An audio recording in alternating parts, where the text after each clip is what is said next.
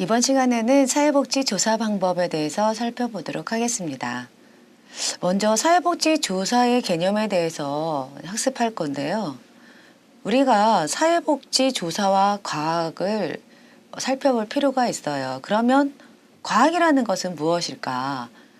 왜 과학이라는 것을 우리가 알아야 하냐면 사회복지 조사에 있어서는 과학적인 절차와 방법을 따르거든요. 그렇기 때문에 여기에서 과학이 무엇인지 그거는 반드시 알아야 되는 것이죠. 그럼 과학이라는 것은 대상이나 현상에 대한 정보를 체계화하여서 이론을 도출해 나가는 지식 체계이고요. 또 인간의 지성적 활동 과정 혹은 그 결과물의 집합이 바로 과학이라고 볼 수가 있습니다. 그렇다면 이 과학이라는 것이 대상이나 현상에 대한 정보를 체계화하고 이론을 도출해 나가는 지식체계라 그랬는데요. 제가 여기에서 제시는 하지 않았지만 우리 조사라는 것이 무엇인가 이것도 알 필요가 있습니다. 조사라는 것은요. 지식을 습득해 나가는 과정이 바로 조사라고 볼 수가 있어요. 그러면 이 조사에 과학을 결합시킨다고 한다면 조사라는 것은 과학적인 절차에 따라서 지식을 습득하는 과정이 바로 조사라고 볼 수가 있는 거죠. 그래서 이렇게 이 사회복지에서 이 조사라는 것이 과학적인 방법을 활용해서 지식을 습득해 나가는 과정이 바로 조사라 그랬는데 이런 과학적인 방법이 지니는 의의는 어떠한 것이 있을지 살펴보겠습니다.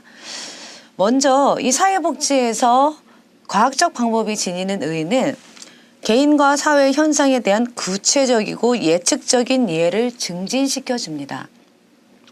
두 번째는요. 효과적인 사회복지 활동의 개발 및 그리고 검증을 시켜줍니다. 사회복지사가 사회복지기관에서 다양한 활동을 하게 되는데 이런 활동을 하는 데 있어서 어떤 조사 없이 사회복지사가 단독으로 하는 경우는 거의 드뭅니다. 어떤 프로그램을 하려고 할 때 조사가 이루어지고요. 그런데 여기에서 조사라고 하는 것은 욕구조사가 많이 있습니다. 또한 어떤 프로그램을 하고 난 이후에 이 프로그램이 제대로 수행되었는지 또한 검증의 과정을 거칩니다. 이러한 것들이 사회복지에서는 사회복지 활동을 개발을 하고 또한 검증하는 데 의의를 둔다고 볼 수가 있죠. 세 번째는 사회복지 활동에 대한 사회적 승인도가 향상이 됩니다. 사회복지 시설이요. 기관과 시설은 3년에 한 번씩 시설평가를 받게 됩니다.